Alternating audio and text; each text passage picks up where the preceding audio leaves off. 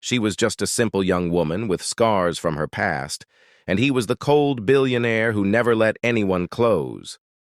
But one night, in his mansion, everything changed. When she whispered, "Please, I took it off," his heart froze in shock.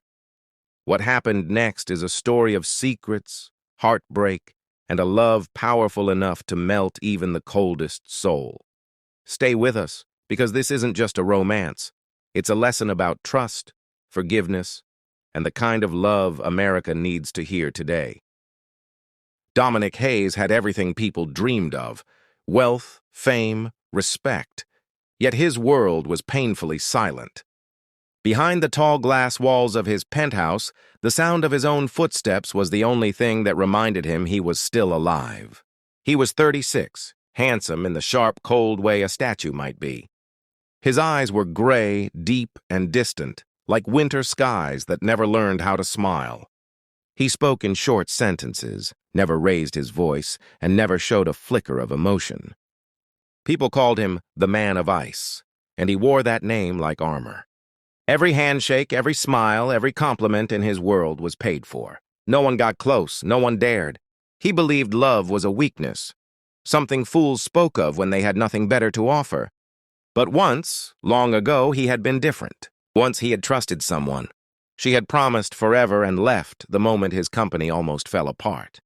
Since that day, Dominic never allowed anyone to touch his heart again. He buried his feelings under millions of dollars and endless work. The world praised him for being ruthless, and he let them. Because being ruthless was easier than being broken again. Each night, as he stared at the city lights from his penthouse balcony, he wondered what people saw when they looked up at his name on the buildings. Did they see a man or just another brand? He couldn't remember the last time he laughed.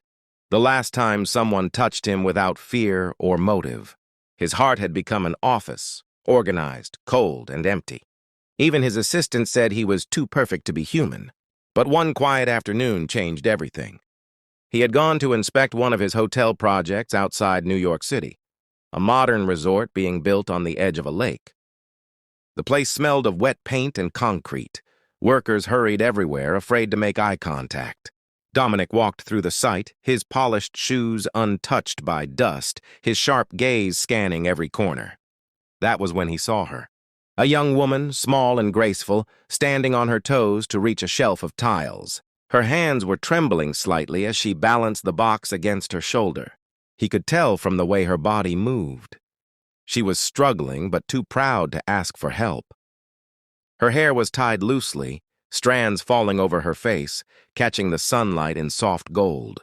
There was something unexplainable about her. Not beauty alone, but something more tender, something real. Dominic stopped walking without knowing why. It startled him. He never stopped for anyone. He told himself it was just curiosity, that she was distracting the workers.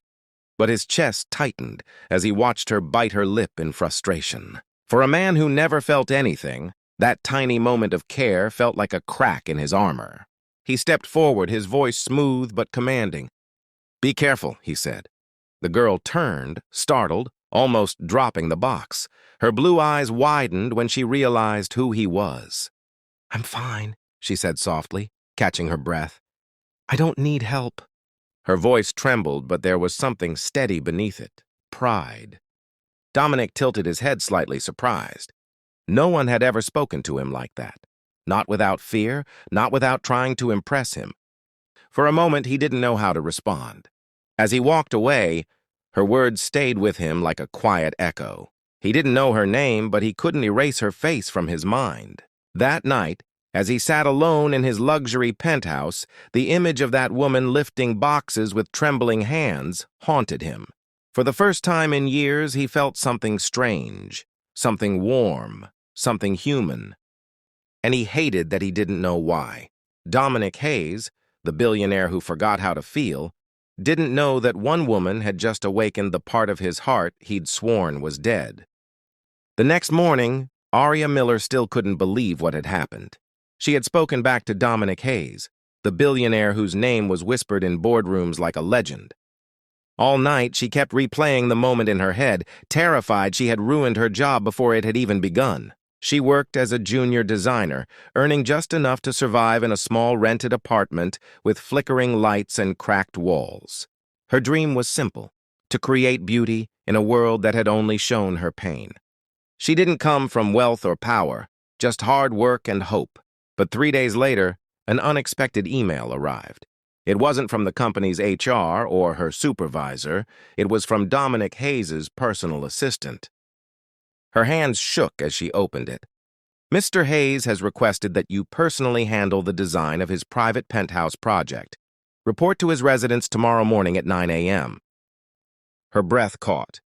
The billionaire wanted her? There were hundreds of talented designers at the company. Why her? That night she couldn't sleep. She ironed her one good white shirt, packed her sketchbook, and stood in front of the mirror whispering, "You can do this, Aria. Just do your job." When she arrived at Dominic's penthouse the next morning, she was met with silence. No music, no warmth, just space, vast, expensive, and cold. Everything gleamed, glass, marble, silver, but there was no color, no soul. It was a mansion that looked like a museum. Dominic stood near the window, hands in pockets, his expression unreadable. "Miss Miller," he said, his tone polite but distant. "Yes, Mr. Hayes," she replied, clutching her folder tightly. "You'll be redesigning this space," he said, his gray eyes gliding over her face. "I don't like clutter. I don't like noise. Keep it simple." She nodded, forcing herself not to shake. "Of course." He turned to leave, but then stopped. "You don't talk much, do you?" Aria hesitated. "I speak when someone listens." Dominic froze, not because of her words, but because no one had ever spoken to him that honestly. Something flickered in his eyes, something she couldn't name. Over the next few weeks, she worked quietly in his home. While others feared him, Aria treated him like a person, not a title.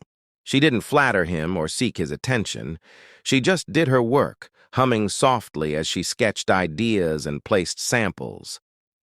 Dominic would sometimes pause his meetings just to listen to that soft, humming echo through his house. She began adding touches of warmth to his penthouse, soft gold tones, hand-painted details, plants by the window. When he questioned her design choices, she calmly explained, "You live in glass and stone, Mr. Hayes. I'm just adding something human." He should have been angry. No one ever dared to correct him, but instead, he found himself watching her work, fascinated by how her fingers brought life to dead walls. He didn't understand it, but when she smiled, the entire room seemed lighter. Late one evening, Dominic came home early from a meeting. He found Aria asleep on the couch. Blueprints spread around her like fallen leaves. Her hair framed her face, peaceful and soft. For a long time, he stood there, just watching her. Something stirred deep inside him. Something he thought he'd buried years ago. The next day, his assistant asked if he should assign another designer, since Aria was new and inexperienced. Dominic's voice was cold but decisive. No, only her. He didn't know why he said it. Maybe because her quiet courage fascinated him. Maybe because she was the only person who looked at him like he wasn't a billionaire, but just a man. Day by day, the air between them began to change. He started noticing the way her eyes softened when she laughed. He noticed she never wore jewelry, except for a small scarf tied around her neck. A scarf she never took off. It became a silent mystery in his mind, that delicate piece of fabric hiding something beneath. But out of respect, he never asked. Still late at night, when he was alone, he caught himself wondering, who had hurt her? And why did he feel angry at the thought of anyone causing her pain? Dominic Hayes, the man who had forgotten how to feel, was slowly learning what it meant to care again. And it terrified him, because caring meant weakness, and weakness was something he had sworn never to feel again. It started as a small curiosity, that scarf. That single, soft silk scarf she wore every single day. Whether the weather was warm or cool, whether she wore a dress or a shirt, the scarf never left her neck. It was always there, tied neatly, hiding something she refused to reveal. At first, Dominic didn't care. He told himself it wasn't his business. But with every passing day, the scarf began to whisper questions in his mind. He noticed how she touched it whenever someone stood too close. How her smile faded if her scarf shifted even slightly. How her eyes grew distant whenever someone complimented her looks. He wanted to ask, but he didn't. He wasn't the kind of man who asked personal questions. He was used to walls, not secrets. But Aria wasn't just another employee anymore. She had quietly become the only light in his home. Every morning, he looked forward to her soft greeting, her gentle laughter as she worked on designs, her thoughtful way of speaking. Her voice had become his peace. And yet, he could feel a sadness in her, one that ran deep, quiet, and heavy. One afternoon, he found her standing by the window staring at the city below. The golden light of sunset made her hair glow, but her eyes looked far away, lost in a memory. "Aria," he said softly. She turned quickly, pulling her scarf higher around her neck. "Mr. Hayes," she whispered, startled. "You've done amazing work," he said, trying to ease her nerves. "But you seem distant lately." She gave a small, trembling smile. "Just tired, I guess." Dominic stepped closer. "No, it's more than that." Her eyes flickered with panic. "Please don't—" He stopped. That single word, please, hit him hard. It wasn't the kind of please people used with him. It was fragile, desperate, afraid. So he took a step back. "You don't have to tell me," he said quietly. "But if someone hurt you, you can tell me that." Her lips parted, but no words came. Only tears glimmered in her eyes. She turned away, her voice barely a whisper. "Some scars don't heal when you talk about them, Mr. Hayes. They heal when someone stops looking at them." Those words stayed with him like a burn. He wanted to tell her that he wasn't looking at her scars. He was looking at her. But he didn't say it. Not yet. That night he couldn't sleep. He sat by the fireplace, thinking of her. The sadness in her eyes, the trembling in her voice, the way she hid behind that scarf-like armor. He found himself wondering what could possibly be so painful that she'd cover it every single day. The next morning, he arrived at the office earlier than usual. Aria was already there, setting up her sketches. He tried to act normal, but his mind wouldn't rest. As she spoke about fabric choices, he barely heard her. His eyes kept drifting to that scarf. Not because of curiosity, but because it felt like a wall between them, and he hated walls. When she bent down to pick up a dropped pencil, the scarf slipped slightly to the side. Just for a second. Just enough for him to see a faint mark beneath her skin, dark, uneven, and haunting. His breath caught. But before he could say anything, she quickly fixed the scarf and turned away, pretending nothing had happened. That night, Dominic sat alone again, his heart restless. He couldn't focus on work, couldn't think about anything else. He realized something terrifying. He didn't want to know what was beneath the scarf because he was curious. He wanted to know because he cared. Deeply. For a man who had built his life on distance, caring felt like losing control. But the thought of her being in pain hurt more than anything he'd ever known. He started noticing other things. How her hands trembled when someone raised their voice. How she flinched when a man stood too close. Someone had broken her once. He could feel it. And Dominic Hayes, the billionaire who had once sworn he would never save anyone, suddenly wanted to protect her from the whole world. The next evening, he found her sitting alone in the study, her back to the door, her shoulders shaking. He wanted to speak, but his throat tightened. He walked closer, his voice soft. "Aria." She turned, her eyes wet with silent tears. "I'm sorry, Mr. Hayes," she whispered. "I'll finish the project tomorrow. He interrupted gently. "You don't have to apologize for feeling." Her hands went to her scarf again, clutching it tightly. "Please don't ask me what's wrong." He nodded slowly. "I won't." But his eyes said what his lips couldn't. "You're safe here." That night, for the first time in his life, Dominic prayed.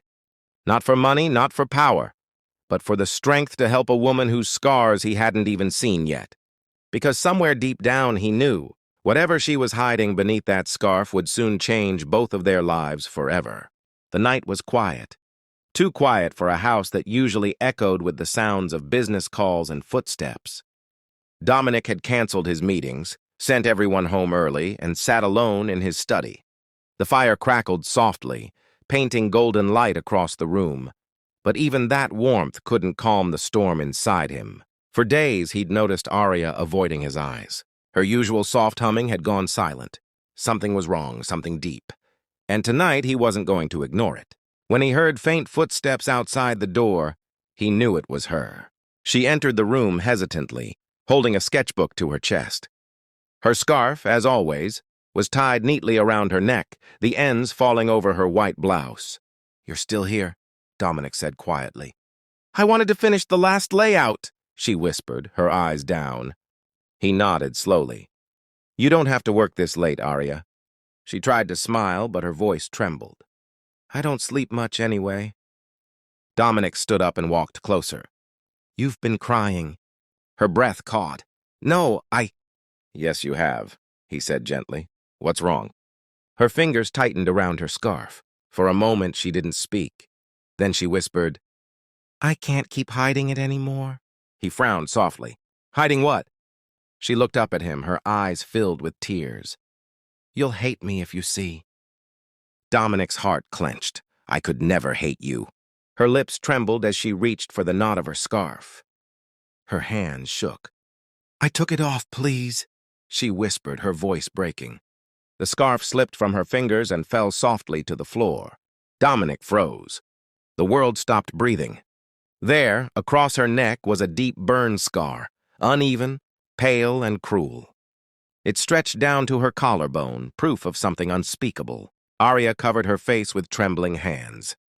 "He did this to me," she sobbed. Dominic's voice broke. "Who?" "My ex-fiancé," she whispered.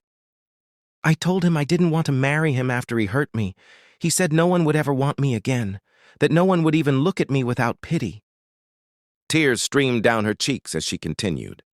"I've been wearing this scarf for years, Mr. Hayes, every day, every hour, because I believed him." Dominic couldn't move for a moment. He had seen pain in people before, but never like this. Never so raw, so honest, so human. The air between them grew thick with silence, heavy with unspoken emotion. Then he did something no one expected from the cold billionaire.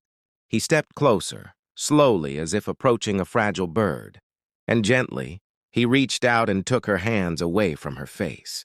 "Look at me," he whispered. Aria shook her head. "Please don't. Don't look at me like this." But he did.